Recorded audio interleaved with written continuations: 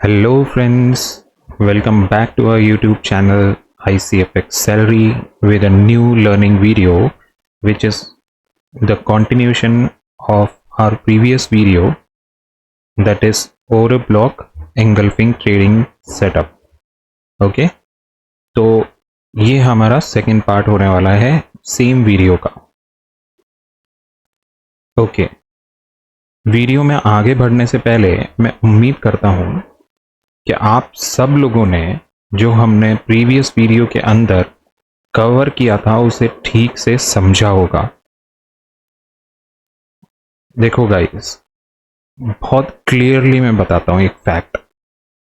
अगर आपने वो वीडियो स्किप करके देखा है सिर्फ वही पाने के लिए कि मुझे वो इंफॉर्मेशन चाहिए उस वीडियो में से, जो 1 आवर का वीडियो है उसमें से सिर्फ उतनी ही इंफॉर्मेशन चाहिए जो मेरे काम आने वाली है, तो बिलीव मी गाइस, ऐसा नहीं होता. आपको दोबारा वो जाकर वीडियो देखना पड़ेगा. हमारे पास में ना YouTube पर बहुत सारे इंफॉर्मेशन है, बहुत सारी इंफॉर्मेशन है, और हमारा माइंड है ना, वो एक पर्टिकुलर मोमेंट में वो हमें मैसेज देता है कि जाओ, वो रिक्वायरमेंट है उस मोमेंट की, जाओ आप इंफॉर्मेशन कलेक्ट करो जो काम आ पाए, जिससे मैं जल्दी शायद प्रॉफिट बना पाऊँ या मैं जल्दी लर्न कर लूँ वो चीज़ जो एक्चुअली में काम आने वाली है. लेकिन जैसा ये नाम है, एक सेटअप है गाइस. सेटअप में बहुत सारे कॉन्सेप्ट्स होते हैं जिन्हें ब्लेंड करके मैंने अपने अकॉर्डिंगली डिज़ाइन किया है अपने लिए, और उसके अंदर बहुत सारे एलिमेंट्स हैं. वो हर एक एलिमेंट आपको हो सकता है सुना हुआ लगे, आपको समझा हुआ लगे, बट मेरे पर्सपेक्टिव से भी आप समझ लो उसको. ये ज़रूरी है क्योंकि ये मेरा सेटअप है. ओके, और वो मैं आप लोगों को प्रोवाइड कर रहा हूं. मैं ऐसा बिल्कुल भी नहीं चाहता कि एग्जैक्टली इसी सेटअप को आप फॉलो करो, बट आप इसको फॉलो करो, आप इसे समझो, और फिर आप अपना खुद का सेटअप डिजाइन कर सकते हो. लेकिन कब? जब आप उसके पूरे इन एंड आउट फैसिलिटी को समझ जाओगे, वो कहां पर यूज करना है, कहां पर अप्लाई करना है. ओके, तो आप वीडियो को स्किप करके ना देखो, यही मेरा रिकमेंडेशन रहेगा. ऑल राइट, तो जैसा हमने प्रीवियस वीडियो में कवर किया था, ऑर्डर ब्लॉक्स एक्चुअली में क्या होते हैं, वो एक एंगल्फ कैंडल्स होती हैं. फिर हमने समझा था कि एंगल्फ कैंडल्स कितने तरह के होते हैं: easy buy, easy sell, angle fail to buy, angle fail to sell. OHLC, OLSC की एनाटॉमी समझने के लिए हमें और डेप्थ में जाना पड़ेगा. ओके, उसके लिए मुझे आपको शायद 2 या 3 लेक्चर्स अलग से देने पड़ेंगे, बट अभी हमने जो OHLC और OLSC समझा है वो सिर्फ उसका एक बेसिक कॉन्सेप्ट जो हमें इसमें ज़रूरी है समझना, जो हम अप्लाई करने वाले हैं, सिर्फ उतना समझा है. ट्रेंड जैसा हम सब लोगों को पता है, बट इस सेटअप के अकॉर्डिंगली वो ट्रेंड हम कैसे कैप्चर करते हैं, उसकी रिक्वायरमेंट क्या है, वो हमने देखा था. मैं फिर से वो सारी चीज़ें एक बार कलेक्टिवली रिपीट कर दूंगा आपके लिए, बट मैं यही चाहूँगा कि आप उसे स्किप ना करो. Okay okay, buy moment, sell moment, फिर सेटअप एंड एग्जिट के बारे में हमने देखा. टाइम फ्रेम कौन सा हमें यूज करना है, वो हमने सेट किया H4 का, जहां पर हम एंगल बाय या एंगल सेल मार्क करेंगे हम अपना, जो हमारा प्राइमरी टाइम फ्रेम है. अब टाइम फ्रेम बहुत इंपॉर्टेंट चीज है. यहां मैंने आपको फिल्टर करके वो टाइम फ्रेम प्रोवाइड किया है जो इजी होने वाला है, क्योंकि हम डे ट्रेडिंग करने वाले हैं. ओके, बट ये ऐसा कोई कंपल्शन नहीं है कि हम सिर्फ H4 टाइम फ्रेम यूज कर सकते हैं. H4 टाइम फ्रेम पर ही हमें स्टिक रहना है, ऐसा नहीं है. तो वो भी चीज हम आगे वीडियो में कवर कर लेंगे। ओके, फिर कुछ एसओपी हमने कवर की थी जो इसके अंडर उस सेशन में, फर्स्ट सेशन में जो इम्पोर्टेंट है वो सारी प्रोसीजर्स हमने कवर किए थे। ऑल राइट, अब ये सारी चीजें कलेक्टिवली आपको चार्ट के ऊपर जाके अप्लाई करना है, इसीलिए मैंने ये थोड़ा टाइम दिया था आपको चार्ट के ऊपर अप्लाई करना है, देखना है किस तरीके से एंगल बाय बन रहे हैं, किस तरीके से एंगल सेल फॉर्म हुए हैं, एक्चुअली में वो बने हैं, मार्क करते हैं हम, और अगर वो रेस्पेक्ट नहीं हुआ है, प्राइस ने उस जोन को रेस्पेक्ट नहीं किया है, तो आपके माइंड में एक चीज क्लिक होगी ना, क्यों ये यहां पर रेस्पेक्ट नहीं किया प्राइस ने। ओके, यही चीज होती है जो हमें बैक टेस्टिंग के टाइम पर समझ में आती है, और वो बैक टेस्टिंग चाहिए एटलीस्ट आप प्रीवियस 6 मंथ का डेटा उठाकर आप उस पर बैक टेस्ट करो। बैक टेस्ट करने से आपको क्लैरिटी आएगी, आपको बहुत सारे डाउट्स आएंगे, और उसके बाद आपको समझ में आएगा एक्चुअली कि हम इन चीज़ों को कैसे अप्लाई कर सकते हैं या उसको और बेटर कैसे बना सकते हैं, और इसी तरीके से आप फेमिलियर हो जाओगे उसके साथ। ओके, ऑल राइट, तो लास्ट हमारा क्या था, लास्ट में हमने समझा था कि ट्रेड कंट्रोल क्या होता है, जो इंट्रोडक्शन था हमारा ट्रेड कंट्रोल के लिए। और ट्रेड कंट्रोल में हम बेसिकली M30 या H1 टाइम फ्रेम को रखते हैं। जो हमारा एंट्री टाइम फ्रेम होता है वो M30 होता है, और फिर हम करंट मार्केट प्राइस पर फोकस करते हैं, और H4 जोन पर जब प्राइस टैप करता है तब हम M30 जोन पर जाते हैं, और फिर सेम हम एंगल कैंडल को या एंगल फेल कैंडल को एज ए सेटअप अपना मार्क करते हैं। Okay, now moving towards the third session which is on advance trade control. अब हमें यह समझना है एडवांस ट्रेड कंट्रोल क्या है। Trade control basically, advance trade control ही है, बट ट्रेड कंट्रोल के अंदर ये 4 पॉइंट्स आते हैं जो हमें इंक्लूड करने पड़ेंगे, और ये 4 पॉइंट्स हमको ये बताते हैं कि प्राइस एक्चुअली में किस जोन को रेस्पेक्ट करता है, किस जोन को रेस्पेक्ट कितना करता है, और अगर रेस्पेक्ट नहीं करता है तो उस टाइम पर वो कौन सा एरिया है जहां से वो रेस्पेक्ट नहीं करेगा, या प्राइस रिवर्स हो जाएगा, या फिर हमको ये एक प्रिविलेज देता है जहां पर हम अपनी कॉन्टिन्यूएशन एंट्रीज या री एंट्रीज प्लान कर सकते हैं। तो पहला पॉइंट यही है कि कंप्लीटेड हायर टाइम फ्रेम, जो हम हायर टाइम फ्रेम में जोन मार्क कर रहे हैं वो हमने कंप्लीट कर लिया है। That is the part of our SOP. Okay, second, हमको फर्स्ट एंट्री जोन मार्क करना होता है, फर्स्ट एंट्री जोन। ओके, अब ये फर्स्ट एंट्री जोन क्या है, तो चलो अभी फर्स्ट एंट्री जोन को समझते हैं। सपोज ये हमारा क्या है, एक एंगल सेल जोन है, और यहां पर हमारे पास एक एंगल बाय जोन है। ओके, अगर आपने प्रीवियस वीडियो अच्छे से देखा होगा, समझने की कोशिश की होगी, चार्ट पर जाके थोड़ा प्रैक्टिस करने की कोशिश की होगी, तो आपको समझ में आएगा अभी है। ओके, तो अगर प्राइस ने यहां पर एक एंगल कैंडल दिया है, ऑलरेडी यहां पर एक एंगल कैंडल मिल गया, वही प्राइस एक्शन में अभी आपको स्कीमेटिक डायग्राम के फॉर्म में मार्क करके बता रहा हूं। यहां पर जब एंगल कैंडल मिला H4 पर, तो हमने ये जोन मार्क किया। ये जोन मार्क करने के बाद प्राइस नीचे आता है। ओके, प्राइस रोवर करता है थोड़े टाइम नीचे उस H4 जोन के नीचे, और फिर प्राइस उससे जाके टैप करता है। तो जिस मोमेंट में ये टैप करता है उससे पहले ही हम अगर M30 पर स्विच करके यहां पर अपने एंगल कैंडल को मार्क करेंगे तो वो हमारा फर्स्ट एंट्री जोन बन जाएगा।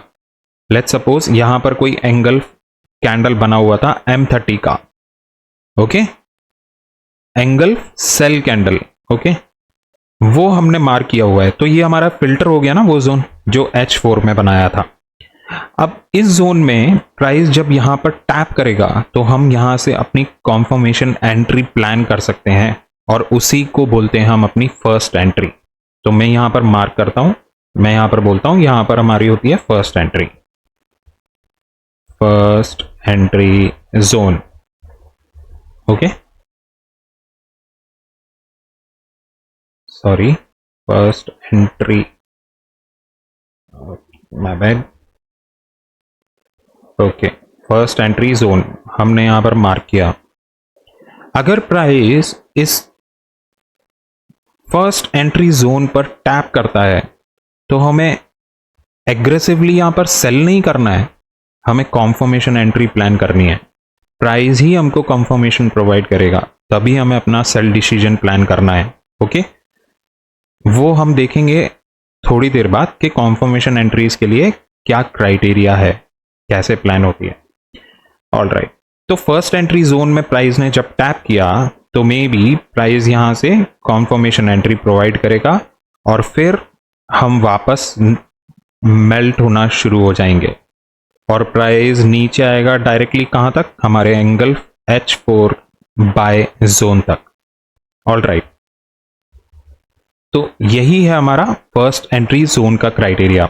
अब यहां पर आपको मल्टीपल फर्स्ट एंट्री जोन मिल सकते हैं, तो एक जोन यहां भी हो सकता है, मे बी हो सकता है कि जस्ट ये H4 का जोन जो हमने मार्क किया है उसके ऊपर भी आपको एक एंगल कैंडल मिल जाए M30 का, तो आप उसको भी मार्क कर सकते हो और वो भी हमारा फर्स्ट एंट्री जोन बोला जा सकता है।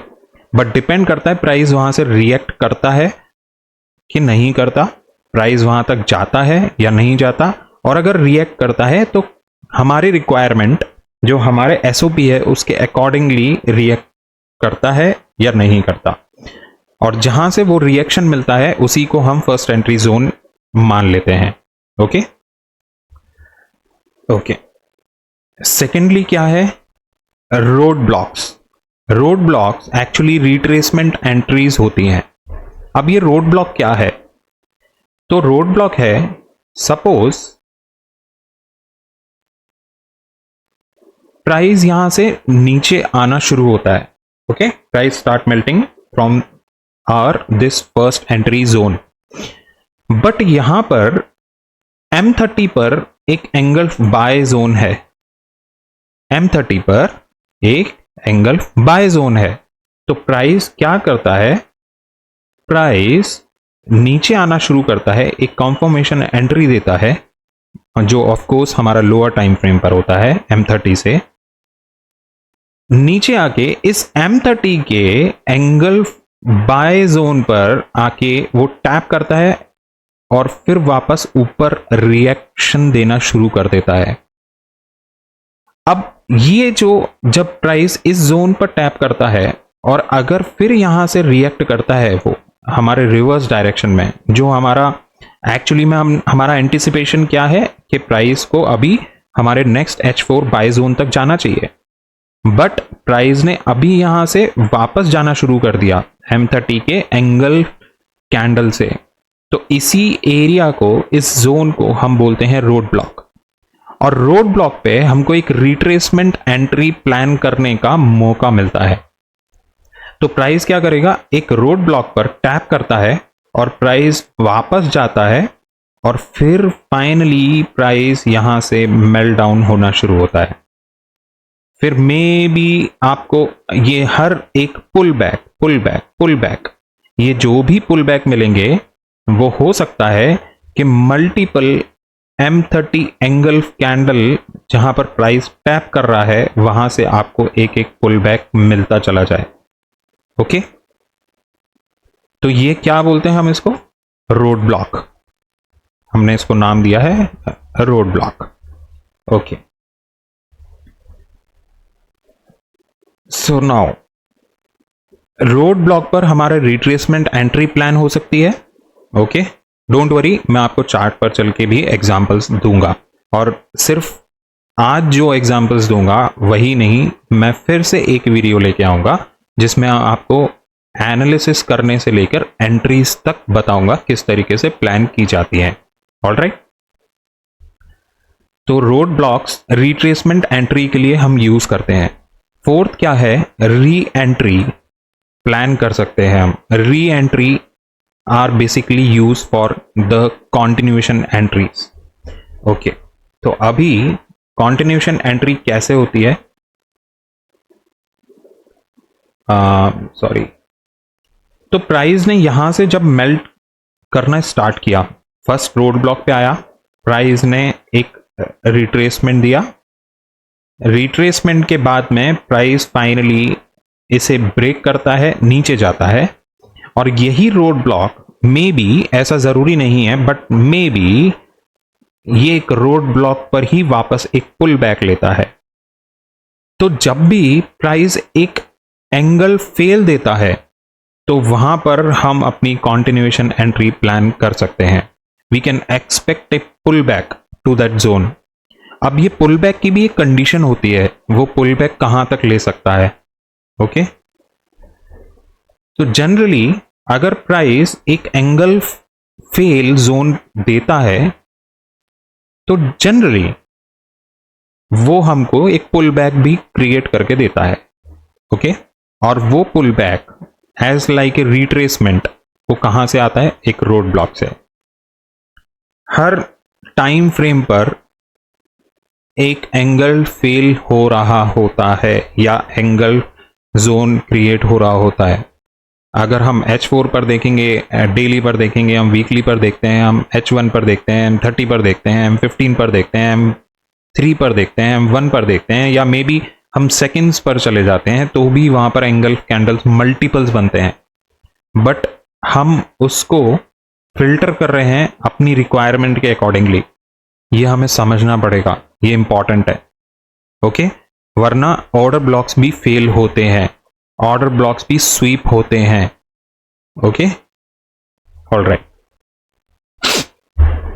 अब यहां से प्राइस जब नीचे आया तो ये एक रिट्रेसमेंट लेता है, प्राइस वापस नीचे आता है, एक वापस पुल बैक लेता है, और ये हर एक पुल बैक के ऊपर हम अपनी कॉन्टिन्यूएशन एंट्री प्लान कर सकते हैं। तो मे बी वो कॉन्टिन्यूएशन एंट्री यहां भी हो सकती है, वो कॉन्टिन्यूएशन एंट्री यहां भी हो सकती है, ये एक कॉन्टिन्यूएशन एंट्री यहां भी हो सकती है, कॉन्टिन्यूएशन एंट्री यहां भी हो सकती है। बट कोई भी कॉन्टिन्यूएशन एंट्री हम विदाउट कॉन्फर्मेशन नहीं करते, ठीक है। अब ये कॉन्टिन्यूएशन एंट्री करने से हमको क्या होता है, हमको एक, लेट्स सपोज यहां से प्राइस ये जोन के, इस बाय जोन के और इस सेल जोन के बीच में 1000 पॉइंट्स का डिफरेंस है सिर्फ, ठीक है।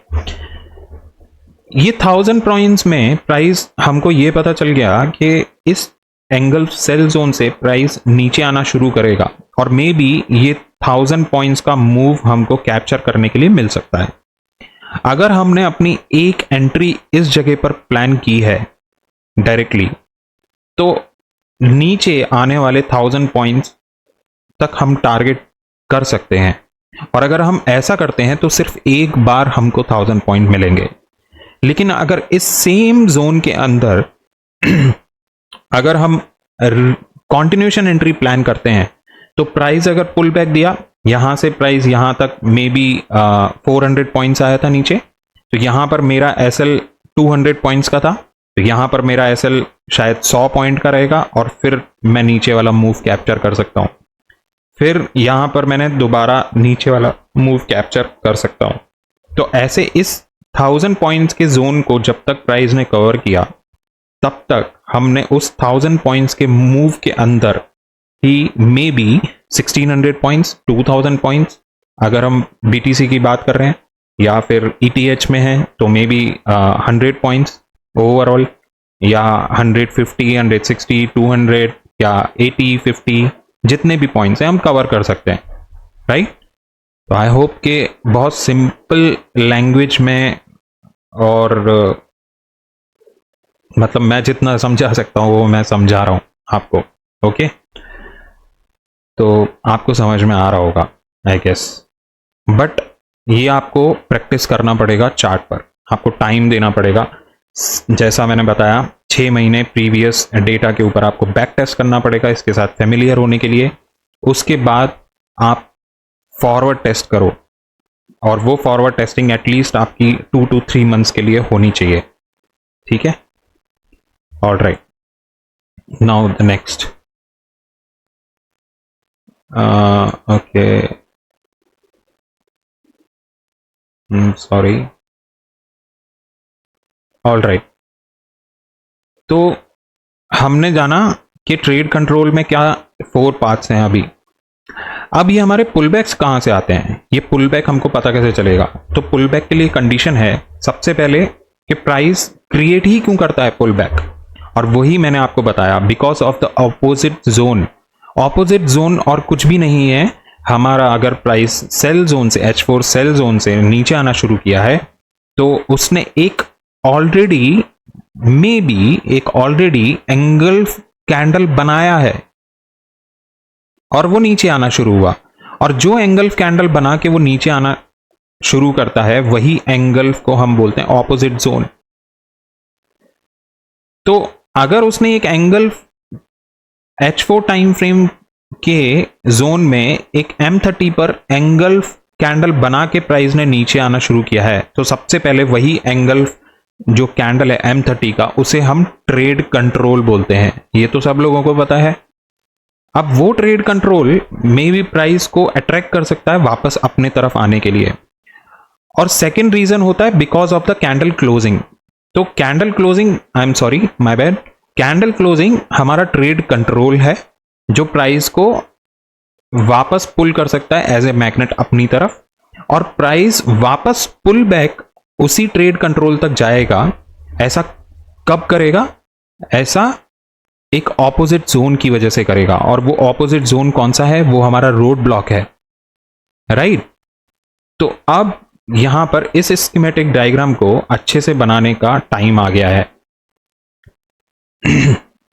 तो यहां पर हमारा फर्स्ट एंट्री जोन है, ओके। तो लेट्स सपोज हमने इस फर्स्ट एंट्री जोन पर अपनी एंट्री प्लान नहीं की, या हमें कॉन्फर्मेशन नहीं मिली। प्राइस यहां से अगर नीचे आना शुरू करता है, तो M30 पर वो हमको क्या देगा? एक एंगल कैंडल देगा, एंगल सेल कैंडल। और सॉरी, वो एंगल सेल कैंडल हमारा क्या कहलाएगा? वो कहलाएगा ट्रेड कंट्रोलर। तो उसको हम नाम दे सकते हैं TC, ओके। अब ये ट्रेड कंट्रोलर हमको ट्रेड कंट्रोल देने के बाद प्राइस नीचे गया। अगर प्राइस ने इस रोड ब्लॉक से वापस ऊपर आना शुरू किया, तो हम इस एरिया पर भी अपनी बाइंग एंट्री कर सकते हैं, हम बाय भी प्लान कर सकते हैं। बट ये हमारा क्या होगा? ये हमारा कॉन्ट्रा ट्रेड बन जाएगा, क्योंकि हमें सेल साइड जाना है, हम सेल अपॉर्चुनिटी देख रहे हैं। तो बहुत स्कैल्प करने के लिए अपॉर्चुनिटी मिलती है, जो मैं रिकमेंड नहीं करूंगा आप लोगों को अभी करने के लिए या ट्राई करने के लिए, ओके। तो इस ट्रेड कंट्रोल को देने के बाद प्राइस क्या करता है? या तो ये वाला जो पुल बैक क्रिएट हुआ है, ये जो पुल बैक क्रिएट हुआ है, इस वाले पुल बैक में प्राइस ने रोड ब्लॉक को तो टैप नहीं किया। अब प्राइस ने बिना इस रोड ब्लॉक को टैप किए बिना अगर ये पुल बैक दिया है, तो क्यों दिया है? क्योंकि यहां पर एक एंगल कैंडल उसने क्रिएट किया था जो एज ए मैग्नेट प्राइस को पुल करता है अपनी तरफ। क्यों करता है? क्योंकि वहां पर पेंडिंग ऑर्डर्स होते हैं, और फिर प्राइस फाइनली यहां से मेल्ट होना शुरू करता है। फिर प्राइस एक बार एक रोड ब्लॉक को टैप करता है और प्राइस वापस ऊपर आता है। मे बी फिर से हमको यहां पर एक एंगल, मे बी प्राइस यहां पर हमको एक और एंगल कैंडल दे, बट उसको हम एज ए एंगल कैंडल ही मार्क करेंगे। ट्रेड कंट्रोल हमारा एक ही रहता है, ओके। प्राइस वापस आएगा, फाइनली यहां पर हम कॉन्फर्मेशन एंट्री प्लान करेंगे। जैसे ही प्राइस किसी एंगल बाय जोन को M30 टाइम फ्रेम पर वो ब्रेक कर देता है, उस ही मोमेंट से हम ये प्रिडिक्ट करते हैं या एज्यूम कर लेते हैं या हम मान सकते हैं कि प्राइस अब हमारे नेक्स्ट बाय जोन तक जा सकता है, बहुत हाई प्रोबेबिलिटी है। All right, okay okay. अब ये जो बिकॉज ऑफ कैंडल क्लोजिंग जो आपको समझ में आया, वो वही चीज मैंने यहां पर मेंशन की हुई है। वो क्या है? वो है when the price creates a new engulfing या engulfing candle, engulfing sell candle, engulfing buy candle या engulfing, the price will be attracted to that new zone even if there is no opposite zone. Okay, तो ये opposite zone कौन सा है? हमारा road block. अगर road block नहीं भी है तो भी वो जो नया जोन उसने क्रिएट किया है, उस नए जोन पर वो नया जोन प्राइस को अट्रैक्ट करता है अपनी तरफ। ओके, वो अट्रैक्ट करेगा। अब ऐसा जरूरी नहीं है कि वो करेगा ही करेगा, बट करना चाहिए, करता है इन जनरल। ये आप बैक टेस्ट के टाइम पर आपको भी खुद समझ में आ जाएगा। ओके, एवरी न्यू एंगल और angle fail needs new conformation. जो मैंने आपको बताया, हर जगह पर हमें कॉन्फर्मेशन एंट्री ही प्लान करनी है अगर वो मिलती है तो, अदरवाइज हम अपनी एंट्रीज प्लान नहीं करते for the execution. That is on H4, या तो हमें H4 जोन के अंदर एक नया ट्रेड कंट्रोलर मिले, ट्रेड कंट्रोल मिले, जहां से प्राइस ट्रिगर होता है हमारे फेवरेबल डायरेक्शन में जाने के लिए, या फिर M30 पर नया कॉन्फर्मेशन एंट्री दे प्राइस। तो मैंने कॉन्फर्मेशन एंट्री को जैसे CE लिखा है, ट्रेड कंट्रोलर को TC लिखा है। ओके, तो हमारे सेटअप में सिर्फ इतना ही है, और बिलीव मी गाइस, ये सिर्फ इतना है, लेकिन हर एक एलिमेंट अपने आप में बहुत इंपॉर्टेंट है, और हर एक एलिमेंट के भी सब एलिमेंट्स हैं जिसकी डीप में, जिसकी डेप्थ में हम जाके तभी समझ सकते हैं जब ये सारी चीजें हमें समझ में आ जाएंगे। एक्चुअली हम इन सारे एलिमेंट्स के साथ में फेमिलियर हो जाएंगे। इसीलिए जरूरी है कि अगर आप इसको फॉलो कर रहे हो तो ठीक से बैक टेस्ट करो, अदरवाइज आप स्विच करते रहोगे, आप टाइम वेस्ट होता रहेगा, आपको कुछ भी समझ में नहीं आएगा। ये मैं अपने एक्सपीरियंस से बोल रहा हूं, जो मैंने किया है। ओके, मैं भी ऐसी स्ट्रैटेजीज हॉपिंग के लिए ट्राई करता रहता था, और मुझे नहीं कोई चीज वर्कआउट होती थी। ICT कॉन्सेप्ट्स बहुत अच्छे होते हैं, बट वो अगर हम कलेक्टिवली समझने की कोशिश करते हैं ना, तो एक एक कॉन्सेप्ट की एक एक डेप्थ में जाके समझना पड़ता है। बहुत टाइम टेकिंग है वो 15-20 मिनट्स के वीडियो में नहीं समझाया जा सकता। और अगर वो एक कॉन्सेप्ट को हम कवर कर भी लेते हैं ना, तो हमारा माइंडसेट कैसा होता है कि वो एक कॉन्सेप्ट को एक स्ट्रैटेजी की तरह समझता है, और हम जाके उसे ही चैट पर डायरेक्टली अप्लाई करना शुरू कर देते हैं। तो जो एक्चुअल रिजल्ट्स हैं वो हमको मिलेंगे ही नहीं कभी। उन एक कॉन्सेप्ट को आप डायरेक्टली अप्लाई करने से कुछ भी नहीं होगा। उन कॉन्सेप्ट्स को कलेक्टिवली ब्लेंड करके अपने रिक्वायरमेंट के अकॉर्डिंगली वहां पर मॉड्यूल्स क्रिएट होते हैं। आप बोल सकते हो कि मॉडल्स क्रिएट होते हैं, और वो मॉडल्स अगर आप क्रिप्टो और forex, mainly crypto and forex trading में अगर आप करते हो, तो यहां पर सिर्फ और सिर्फ वही मॉडल्स काम करते हैं। क्यों? क्योंकि वो एल्गोरिथमिक मॉडल्स होते हैं। यहां पर कोई भी ह्यूमन बैठकर काम नहीं कर रहा होता है, कोई हैज फंड या कोई इंस्टीट्यूशन या कोई भी वहां पर अपने बैठकर वो 24 आवर्स टाइम नहीं दे रहा होता कि प्राइस यहां पर पहुंच गया तो मैं यहां पर अपना एग्जीक्यूशन करूंगा, यहां ट्रैपिंग हुई है कि नहीं हुई है। तो वो सारी चीजें हमें समझनी पड़ेंगी, इसीलिए वो बहुत वाइड कॉन्सेप्ट है। ओके, और आप जब तक किसी एक कॉन्सेप्ट या ओवरऑल सारे कॉन्सेप्ट्स को, सारी चीजों को आप समझ नहीं पाते, तब तक हमारी कोई राय नहीं हो सकती उसके ऊपर। ओके, कि वो सही है या नहीं है, वो काम करता है या नहीं करता, क्योंकि हमने उसे ट्राई नहीं किया। सोली एक्चुअली जैसे उसे इंप्लीमेंट करना चाहिए उन सारी कंडीशंस के साथ हमने इंप्लीमेंट करने की कोशिश नहीं की। कहीं ना कहीं हम गलती कर रहे हैं और वो गलती हमें समझने की जरूरत है। ओके, तो आप ये सारे अपने अकॉर्डिंगली आप नोट्स बनाओ। आप इनका अपने पास नोट्स बना के आप अपने पास में रखो, क्योंकि वही काम आने वाले हैं आपके। और अब हम चलते हैं डायरेक्टली चार्ट्स पर, और चार्ट पर जाके एग्जांपल्स देखते हैं। ओके, तो एज यूजुअल बीटीसी के चार्ट पे ही है, तो यहीं से शुरू करते हैं। ओके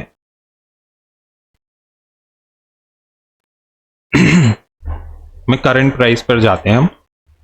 अभी आप देखो यहां पर प्राइस क्या कर रहा है, और प्राइस ने क्या किया है, प्राइस ने एक हाई क्रिएट किया, फिर प्राइस ने एक लोअर हाई क्रिएट किया। So some sort of this, price यहां से ऊपर गया है, सॉरी, प्राइस यहां से ऊपर गया है, फिर नीचे आया है, फिर ऊपर गया है, फिर नीचे आया है, फिर ऊपर गया है, फिर नीचे आया है। और प्राइस इसी तरीके से एक जोन के अंदर, एक शायद एक और भी बड़े टाइम फ्रेम का जोन, या फिर प्राइस एक रेंज के अंदर ट्रेड कर रहा है। तो एक हाई क्रिएट किया, एक लोअर हाई क्रिएट किया, एक लोअर हाई क्रिएट किया, एक और लोअर हाई क्रिएट किया। किसी भी नेक्स्ट हाई ने, बनने वाले ने प्रीवियस हाई को चैलेंज नहीं किया है। ओके, तो इससे हमको क्या समझ में आ रहा है कि प्राइस एक रेंज के अंदर ट्रेड कर रहा है। वो रेंज क्या है, ये हाई और ये लो। जब ये हाई और इस लो के बीच में प्राइस ट्रेड कर रहा है, तो प्राइस ना तो ऊपर जा रहा है और नीचे भी नहीं आ रहा, तो एक रेंज क्रिएट कर रहा है वो नई। और वो किस तरीके से रेंज क्रिएट कर रहा है, फिर से वो एक नया हाई तो देता है बट नया लो नहीं देता, फिर एक नया हाई देता है बट एक नया लो इस बार दे देता है। और जब ये एक नया लो उसने दिया, तब प्राइस ने क्या किया, फिर से इसी प्रीवियस हाई को चैलेंज नहीं किया प्राइस ने। तो दैट मीन्स प्राइस के अंदर वीकनेस है, सेलर्स एग्रेसिव हैं, किसी भी टाइम किसी भी मोमेंट पर एग्रेसिवली सेल लेके आने के लिए। ओके, तो हमारा इंटरप्रिटेशन इसी तरीके से हम क्रिएट कर सकते हैं इस सेटअप से। मैं आपको वो भी चीज साथ में लेके समझाने की कोशिश कर रहा हूं। अब प्राइस इस जगह पर आता है, और इस जगह पर आने के बाद प्राइस कहां से रिएक्ट करता है। ओके, लेट्स सपोज मैंने जस्ट चार्ट ओपन किया है, तो चार्ट ओपन करने के साथ मैं सबसे पहले यही स्ट्रक्चर को समझने की कोशिश करूंगा कि एक्चुअली प्राइस ने क्या करने की कोशिश की, पहले उसने क्या काम किया है। मुझे इतना सब समझ में आ गया, उसके बाद में प्राइस क्या कर रहा है, यहां पर होवर कर रहा है। तो हम यहां पर एक एंगल सेल कैंडल मार्क कर सकते हैं, राइट। ये एक एंगल सेल कैंडल है, क्योंकि इस कैंडल के नीचे इस कैंडल ने क्लोज किया है। अब ये एंगल सेल कैंडल जब हमने मार्क किया, तो प्राइस इस सेल जोन में जब वापस आएगा, नीचे गया, प्राइस थोड़ा साइडवेज हुआ। ओके, तो ये साइडवेज हो रहा है, प्राइस वापस जब इसके अंदर आएगा तो हम अपनी यहां पर एंट्री प्लान कर सकते हैं। ऑलराइट, अब इस जगह पर ये प्राइस नीचे आया, और नीचे आने के बाद ये प्राइस वापस से जा रहा है। तो ये एक्चुअली में कहां से वापस जा रहा है, ये कहां से वापस जाने की कोशिश कर रहा है, और ये क्या है, ये पुल बैक है या नहीं है। अब आपको समझ में आएगा, जो हम M30 जोन की बात कर रहे थे, वही सेम चीज अभी ये M4 पर हमें प्रोवाइड कर रहा है, आई एम सॉरी, H4 पर ही प्रोवाइड कर रहा है। ये एक रोड ब्लॉक है, और इस रोड ब्लॉक पर प्राइस ने टैप किया और यहां से रिएक्ट किया एक पुल बैक देने के लिए, राइट। और गाइज बिलीव मी, मैंने टाइम फ्रेम के बारे में जो आपको बताया, स्विंग ट्रेडिंग जैसी चीज सिर्फ और सिर्फ इसीलिए एग्जिस्ट करती है क्योंकि आप एक बड़े टाइम फ्रेम्स के ऊपर अपने एग्जीक्यूशंस को प्लान करते हो। अदरवाइज टाइम फ्रैक्टल होता है, टाइम फ्रैक्टल होता है। जो वो ईयरली कैंडल पर करता है वही monthly, quarterly, weekly, daily, 4 hour, 1 hour, 15, 5, 1 minute या 5 सेकेंड्स के कैंडल पर भी वही चीज करता है, कुछ अलग नहीं होता। अगर डिफरेंस होता है तो सिर्फ इतना कि एक 5 सेकेंड की कैंडल 5 सेकेंड लेती है क्लोजिंग के लिए, 5 मिनट की कैंडल 5 मिनट लेती है क्लोजिंग के लिए, 1 आवर की कैंडल 1 आवर लेती है क्लोजिंग के लिए, और डेली की कैंडल डेली 1 दिन का टाइम लेती है क्लोज होने के लिए, और एल्स कोई भी डिफरेंस नहीं होता।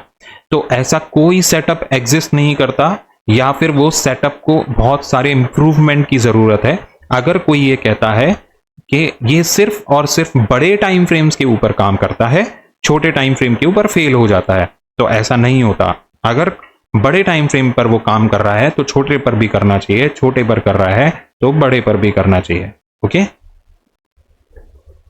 ओके, तो आगे बढ़ते हैं। अब इस जगह से प्राइस ने एक पुल बैक दिया, तो मैंने आपको बताया था कि हम एक्चुअली में यहां पर अपना बाय प्लान कर सकते हैं, हम यहां से अपना बाय प्लान कर सकते हैं, लेकिन हमारा मेन डायरेक्शनल सेटअप क्या होने वाला है, हमें तो सेल का ट्रेड चाहिए। और वो सेल का ट्रेड कैसे कॉन्फर्म हो रहा है, वो ऐसे हो रहा है क्योंकि यहां पर प्राइस ने एक एंगल बाय क्रिएट किया और उस बाय को फेल किया। ठीक है, फेल करने की कोशिश किया, फेल कर रहा है। तो इस जोन से प्राइस नीचे गया मे बी, और प्राइस नीचे जाकर फिर से वापस ऊपर जाने की कोशिश कर रहा है, तो एक एंगल फेल दे रहा है।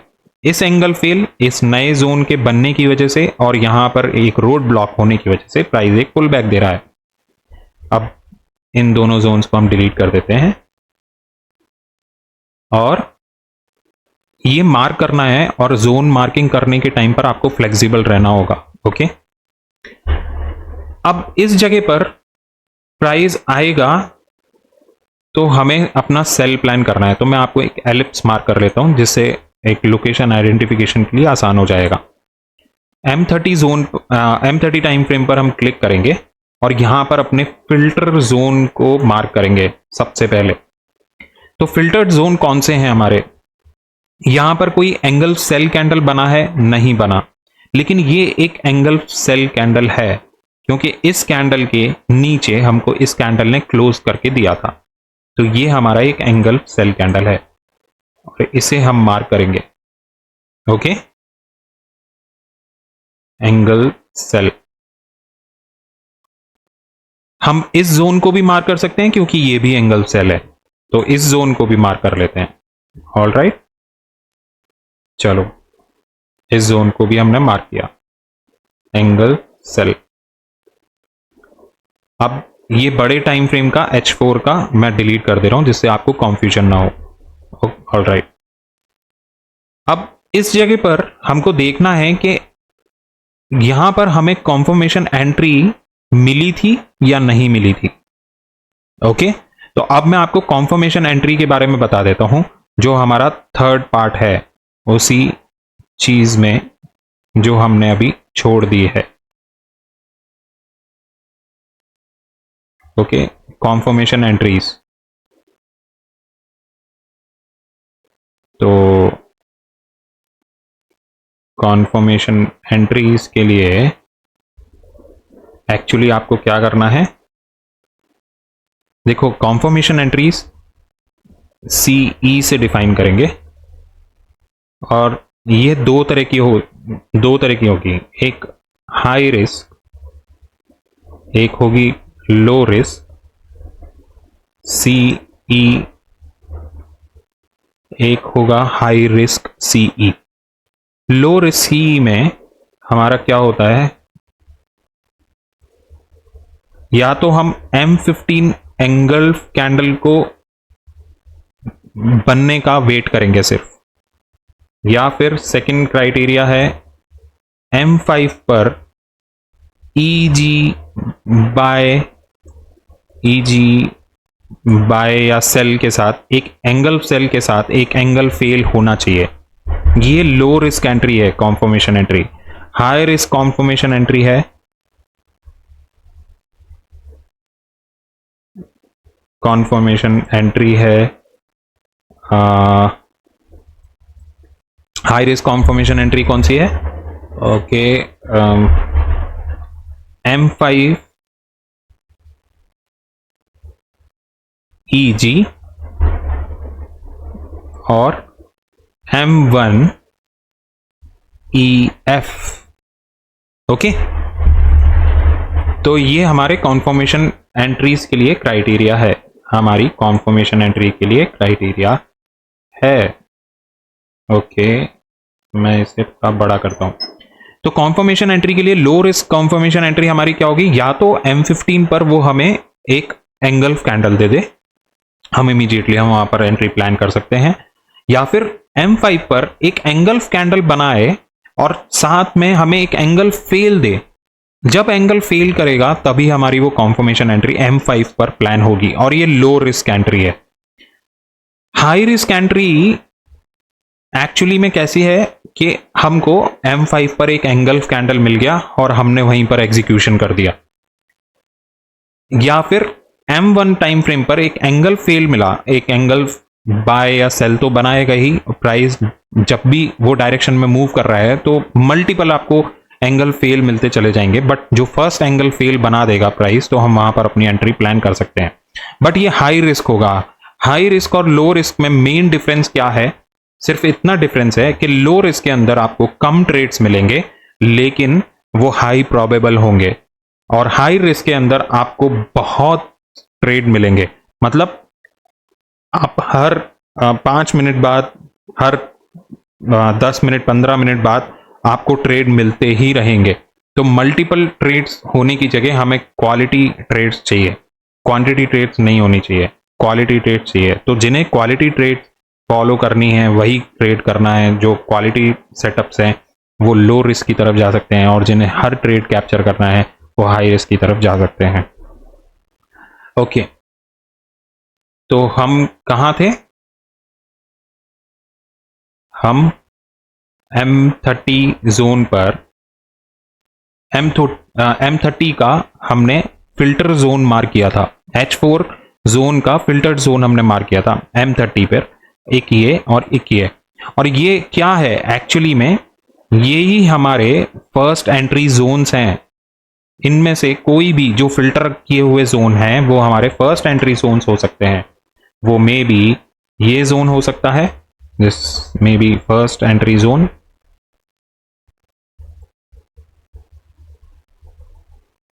ये फर्स्ट एंट्री जोन हो सकता है, या ये फर्स्ट एंट्री जोन हो सकता है। अब दोनों में से हमें पता कैसे चलेगा कि कौन सा फर्स्ट एंट्री जोन है? अब वो भी आपको क्लियर हो गया होगा। जैसा प्राइस इस जगह पर आकर अगर इस फर्स्ट जोन से रिएक्ट करता है तो ये हमारा फर्स्ट एंट्री जोन कहलाएगा। अगर प्राइस इसे ब्रेक करता हुआ जाता है और इस जोन से अगर रिएक्ट करता है, कॉन्फर्मेशन एंट्री देता है, तो फिर हमको ये फर्स्ट एंट्री जोन हम इसे कंसीडर कर सकते हैं। बट कॉन्फर्मेशन एंट्री मिलने से पहले हमें एक चीज की जरूरत होती है, वो क्या है? वो है ट्रेड कंट्रोल। Trade control. तो ऐसा नहीं है कि हम यहां पर अपना एग्जीक्यूशन प्लान नहीं कर सकते। तो हम जाते हैं अब 5 मिनट टाइम फ्रेम पर, और 5 मिनट टाइम फ्रेम पर आकर हम ये समझते हैं कि यहां पर एक्चुअली क्या हुआ था। Okay, all right. तो प्राइस यहां पर आया, प्राइस जब पहली बार यहां पर एंटर कर रहा है, ये पहला एंगल फिल्टर किया हुआ हमारा M30 का जोन है। ओके, प्राइस ने जब इसके अंदर एंट्री की है अपनी, तो ये एक एंगल बाय बनाया है। ठीक है, ध्यान से देखना, ये एक एंगल बाय बनाया है, यहां पर एक एंगल सेल बनाया है। बट प्राइस जब नीचे आया तो इस एंगल बाय को उसने फेल नहीं किया। ओके, तो M5 पर अगर हम हैं अपना एग्जीक्यूशन प्लान कर रहे हैं, तो हमें क्या चाहिए? बेसिकली M5 का एंगल फेल कैंडल, और वो एंगल फेल कैंडल हमको अभी नहीं मिला। वापस प्राइस ऊपर गया, एक एंगल बाय जोन क्रिएट किया, जो कि उससे हमें कोई मतलब नहीं है क्योंकि हम सेल प्लान कर रहे हैं। प्राइस वापस ऊपर जाता है, एक एंगल सेल बनाता है, और इस बार फिर से एंगल बाय को फेल नहीं कर पाता। प्राइस वापस नीचे आता है तो एक एंगल सेल कैंडल देता है, फिर इस एंगल सेल कैंडल से प्राइस नीचे आता है और इस एंगल बाय से वापस ऊपर चला जाता है। रिमेंबर क्या देखा था हमने H4 पर कि एक रेंज डिफाइन की थी प्राइस ने, और उस रेंज के अंदर वो रेंज जितनी छोटी होती जा रही थी, प्राइस क्या कर रहा था, वो एक्यूमुलेट करना शुरू कर रहा था, रेंज बाउंड हो गया था। और वही चीज हमें नहीं चाहिए क्योंकि हमें मोमेंटम ट्रेड करना है। तो फर्स्ट टाइम प्राइस एक्चुअली में एंगल इस बाय को जो क्रिएट किया था, जो मल्टीपल एंगल बाय ही दे रहा है यहां पर प्राइस ने, वो एक्चुअली कहां पर फेल किया उसने। तो आप यहां देखो, ये एक एंगल बाय है और इमीडिएटली इस बाय कैंडल के नीचे जब हमें क्लोज मिलता है, जो इस कैंडल में मिला, तो ये हमारा क्या मिला, एक एंगल फेल। ओके, तो जैसे ही हमें ये एंगल फेल मिलता है, हम अपना यहां पर शॉर्ट एंट्री प्लान कर सकते हैं, मे बी इसके नीचे। अब एसएल हमें कहां रखना है, एसएल बिल्कुल छोटा रखना है, इमीडिएट कैंडल के ऊपर थोड़ा स्पेस देके। क्यों, उसका रीजन भी मैं आपको देता हूं। क्योंकि अगर प्राइस यहां से रिवर्स हो गया तो ये हमारी फर्स्ट एंट्री जोन से फर्स्ट एंट्री है। ओके, और हमने क्या समझा है कि प्राइस रोड ब्लॉक पर आके मे भी फिर से एक रिवर्सल दे सकता है, और अगर वो रिवर्सल आया तो हमारा एसएल चला जाएगा। तो जब हम फर्स्ट एंट्री प्लान करते हैं तो उस फर्स्ट एंट्री में हमारी कोशिश ये होती है कि हमें अच्छा रिस्क रिवॉर्ड मिल जाए और हमारा वो ट्रेड फ्री हो जाए। ठीक है, तो हम इसके अंदर अपने नेक्स्ट रोड ब्लॉक तक अपना प्लान कर सकते हैं ट्रेड। ओके, तो अब ये जिस जगह पर आया है उस जगह पर देखते हैं क्या M30 पर रोड ब्लॉक था कोई। तो आप देखोगे एक एंगल बाय कैंडल यहां पर बनाया हुआ है प्राइस ने, और एग्जैक्ट इसी रोड ब्लॉक तक प्राइस आया, और उस रोड ब्लॉक पर प्राइस आके वापस से क्या दे रहा है हमको, मे बी एक पुल बैक दे रहा है। ओके, ऑल राइट, फिर से वापस जाते हैं 5 मिनट पर, या सॉरी वेट 30 मिनट पर। अब 30 मिनट पर मैं ये सब डिलीट करता हूं।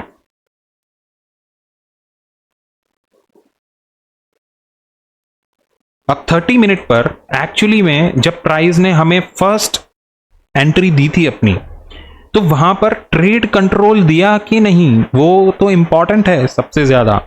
तो एक्चुअली प्राइस ने कहां पर ट्रेड कंट्रोल दिया हमको, एक एंगल सॉरी एक बाइंग कैंडल ये बनाया था, इस बाइंग कैंडल के नीचे यहां हमें क्लोज मिल चुका है इसी प्राइस एक्शन में। ओके, तो एक एंगल सेल दिया यहां पर, तो मैं इसे छोटा करता हूं और यहां पर एक एंगल सेल मार्क करते हैं। ये एंगल सेल दिया, या फिर ये एक एंगल सेल दिया। ठीक है, इसके इमीडिएट बाद ये मिला तो हम इसे कंसीडर कर लेते हैं, नहीं तो जोन मार्किंग में आपको कंफ्यूजन हो जाएगा। ओके, अब ये जो एंगल सेल जोन हमको मिल गया, ये हमारा क्या कहलाता है, टीसी, ट्रेड कंट्रोलर। तो हम इसे नाम दे सकते हैं टीसी, और इसको हम रखते हैं टॉप में। ओके, ये हमारा ट्रेड कंट्रोलर हमें मिल गया। अब इस ट्रेड कंट्रोल में मिलने के बाद हमें कंफर्मेशन एंट्री चाहिए, तो या तो 15 मिनट पर, 15 मिनट टाइम फ्रेम पर एक एंगल सेल कैंडल चाहिए। तो वो एंगल सेल कैंडल कहां मिला, प्राइस ने ये एंगल सेल कैंडल दिया तो यहां पर मिला एंगल सेल कैंडल, क्योंकि इस कैंडल के नीचे प्राइस ने फाइनली क्लोजिंग दी ये वाली कैंडल में। तो हमारा यहां पर एक शॉर्ट ट्रेड प्लान हो सकता है, इसके ऊपर हमारा बाय हो सकता है, और फिर अब सीधे हमारे H4 जोन तक का जो बाइंग जोन होगा वही हमारा टारगेट होगा नेक्स्ट। ओके, वही टारगेट होगा। अगर इतना बड़ा टारगेट हमें लेना है तो उसके लिए कितनी प्रैक्टिस करनी पड़ेगी आप ये सोच सकते हो, यू कैन इमेजिन। अब M15 पर अगर मैं ट्रेड लेता हूं तो मुझे एग्जैक्टली इसी के ऊपर अपना SL रखना है जस्ट। फिर से मैं SL ज्यादा अफोर्ड नहीं कर सकता, तो हम BTC के अंदर 400 to 500 पॉइंट्स का SL अफोर्ड कर सकते हैं अगर हम 10 to 20 लॉट्स में ट्रेड करते हैं तो। और अगर ETH में है तो ETH में हम अपने 20 to 30 जो एज ए इनिशियल्स हम बिगनिंग में स्टार्ट करते हैं तो 20 to 30 लॉट्स हम प्लान कर सकते हैं। और अगर हम गोल्ड में हैं तो 0.02 से लेके 0.05 तक के लॉट्स हम प्लान कर सकते हैं, क्वांटिटी प्लान कर सकते हैं विद रिस्क ऑफ 33 पिप्स और 440 पिप्स इन गोल्ड। और BTC और ETH के लिए मैंने आपको बता ही दिया। ETH में मैं most probably 20 points, hardly 30 points, इससे ज़्यादा का SL आप ना लो, वो ज़्यादा अच्छा है। आप री एंट्री प्लान कर लो, अपने रिस्क को हमेशा अपने कैप में रखो। ओके, 5 मिनट पर जाते हैं। तो क्या 5 मिनट पर हमें यहाँ कॉन्फर्मेशन एंट्री मिली थी हमारे ट्रेड कंट्रोल से, वो भी हम प्लान कर लेते हैं। तो देखो आप 5 मिनट पर कैसे प्राइस ने रिएक्ट किया वो जानना भी जरूरी है। तो प्राइस ने क्या किया, यहां पर एंगल्फ बाय कैंडल बनाया। ओके, एंगल्फ बाय कैंडल, और इस ग्रीन कैंडल के नीचे जब उसने क्लोजिंग दी तो उसने एक एंगल फेल कैंडल दिया। वो कहां देगा, इस कैंडल के नीचे क्लोज मिलने पर। और वो किस कैंडल ने क्लोज किया, ये वाले कैंडल ने। ओके, आप यहां पर देखो, ये एक एंगल्फ बाय कैंडल बनाया और इस एंगल्फ बाय कैंडल के नीचे आपको क्लोज कहां मिला, इसी कैंडल में मिला। तो आप किसी भी जोन को कंसीडर कर सकते हो, सेम चीज है वो। इसके ऊपर हमने SL प्लान किया और जस्ट स्ट्रेट हम जस्ट हम अपने इस एंगल्फ बाय जोन तक के लिए ट्रेड प्लान कर सकते थे, ये एंगल्फ बाय। ओके, तो हमारा क्या हुआ, 365 अराउंड 400 पॉइंट्स के करीब हमारा रिस्क था for the reward of 1150 points और 1200 पॉइंट्स। ओके, अब मैं आपको री एंट्री भी बता देता हूं एक्चुअली। तो अब अगर M30 जोन पर हम जाते हैं तो M30 जोन पर M30 टाइम फ्रेम पर आप जाओगे तो आप देखोगे जब प्राइस यहां से नीचे आया था तो उसने ये एक एंगल्फ बाय कैंडल दिया था। ओके, ये जब एंगल्फ बाय कैंडल प्राइस ने इस वाले लेग के अंदर जब फेल कर दिया, मतलब ब्रेक कर दिया, तो ये क्या बना हमारा, एक एंगल फेल। और इसी एंगल फेल से दोबारा सेलिंग आ गई। वो कहां आई, वो यहां आई, वो यहां आई। ओके, ऑलराइट गाइस, तो आपको क्या करना है, ये फ्रेम करना है, आपको चार्ट्स पर जाकर प्रैक्टिस करनी है। और मैं इसके साथ सिर्फ और सिर्फ एग्जाम्पल्स के लिए आपको देने के लिए मैं एक नेक्स्ट वीडियो रिकॉर्ड करके फिर से आप लोगों को प्रोवाइड करूंगा, जिससे आपको थोड़ी और क्लैरिटी आए। बट फिर भी वो ज्यादा क्लैरिटी जो चाहिए, एक्चुअल क्लैरिटी की जो जरूरत है, आप बिलीव करो, आपको खुद प्रैक्टिस करने के बाद ही आएगी। आपको टाइम देना ही पड़ेगा, there is no shortcut. Okay, उसके बाद जब हम आगे बढ़ेंगे तो बहुत सारी चीजें हैं, ऑर्डर ब्लॉक्स भी कहां पर फेल होते हैं, एक्चुअली इस मार्केट में एक्चुअल चीज क्या है जो काम करती है, वो सारी चीजें हम इन डेप्थ कवर करेंगे। बट बहुत टाइम लेंगी वो चीजें, और आपको पेशेंटली मुझे फॉलो करते हुए मेरे साथ जुड़े रहना पड़ेगा, मुझे सुनना पड़ेगा, मुझे झेलना पड़ेगा, मुझसे बोर होना पड़ेगा। ओके, एक चीज और मैं आप लोगों को बताना चाहता हूं कि जिस तरीके से प्राइस यहां पर ऊपर गया, वापस नीचे आया, तो ये ऑर्डर ब्लॉक होते हैं, जो मैंने पहले वीडियो में भी बोला था, वो ऑर्डर ब्लॉक के नाम चेंज हो जाते हैं। तो एक्चुअली में ये जो मैंने एंगल फेल बनाया है, ये एंगल फेल किसी जगह पर, जो कि यहां पर अगर ये एंगल फेल है, हम इस एंगल फेल को M30 पर हम कंसीडर करते हैं, तो ये एक मिटिगेशन ऑर्डर ब्लॉक है। ओके, तो ये एक मिटिगेशन ऑर्डर ब्लॉक था, इसीलिए प्राइस ने इस मिटिगेशन ऑर्डर ब्लॉक से रिएक्ट किया है। और इसी तरीके से थोड़ा डिफरेंस होता है, अगर ये एक नया हाई होता और फिर ये एंगल फेल कैंडल बनता तो उसे हम बोलते हैं ब्रेकर ब्लॉक।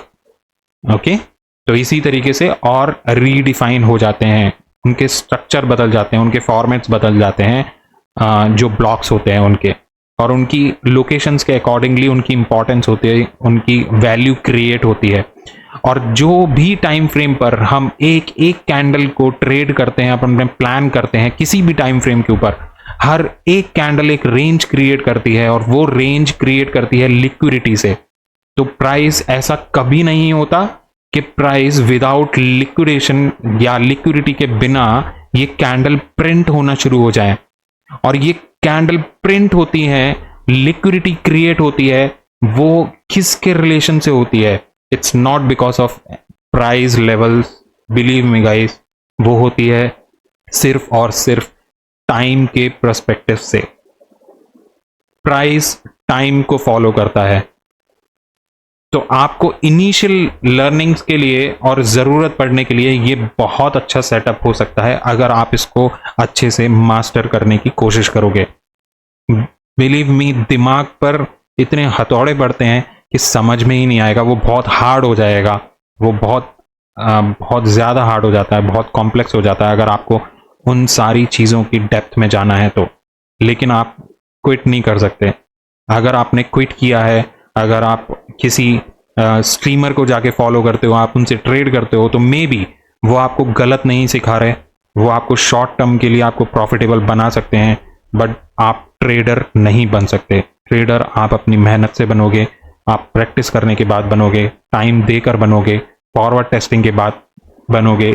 एक प्रोसेस है जो फॉलो करना पड़ेगा, वो प्रोसेस फॉलो करने के बाद आप एक ट्रेडर बनने के लिए सोच सकते हो। ओके गाइस, आई होप कि वीडियो आपको पसंद आया होगा। पिछले बार के वीडियो की तरह आप स्किप करके ना देखना, और जितने भी लोग सब्सक्राइब कर रहे हैं चैनल पर, तो मैं रिक्वेस्ट करूंगा टेलीग्राम जो चैनल है उसको भी आप फॉलो करो, क्योंकि मैं फ्यूचर में लाइव सेशंस प्रोवाइड करूंगा आपको, क्योंकि मुझे ज़्यादा टाइम की ज़रूरत है। ओके, मुझे नंबर ऑफ सब्सक्राइबर्स ज़्यादा नहीं चाहिए। तो प्लीज़, अगर आप स्ट्रैटेजीज हॉपिंग करते हो या आप सिर्फ आप एग्जीक्यूशंस चाहिए आपको ट्रेड करने के लिए, तो ये राइट चैनल नहीं है। आप वो कंटिन्यू कर सकते हो, बट मेरे पास वो चीज़ नहीं मिलेगी। मेरे पास आपको सिर्फ और सिर्फ कॉन्सेप्ट्स मिलेंगे जिन्हें मैं आपको डिटेल में डिस्क्राइब करके आपको सिखाने की कोशिश करता रहूँगा। ओके गाइस, मिलते हैं नेक्स्ट वीडियो में। तब तक के लिए bye bye, see you in the next video. Okay.